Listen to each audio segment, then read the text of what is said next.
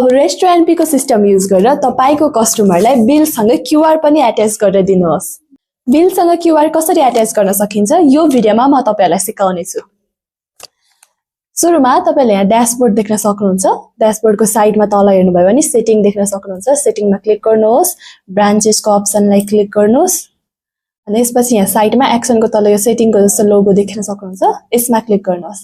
Scroll down यस तल payment QR code भनेर छ, अपलोड गर्नुहोस्। यसमा एउटा कुनै पनि क्यूआर हाल्दिनुस् अनि यहाँ साइडमा अपडेट भनेर पनि छ, अपडेटमा क्लिक गर्नुभयो भने यहाँ तपाईले देख्न सक्नुहुन्छ सक्सेसफुल्ली अपडेट भइसकेको छ। त्यसपछि पीओएस मा जानुहोस् अनि अर्डरमा अहिलेको लागि चाहिँ हामी यो अनपेड वालालाई हेर्ने छौं। चेकआउट अनि चेकआउट गरिसक्नु भएपछि तपाईले यहाँ साइडमा बिल भनेर देख्न सक्नुहुन्छ। बिललाई क्लिक गर्नुहोस्।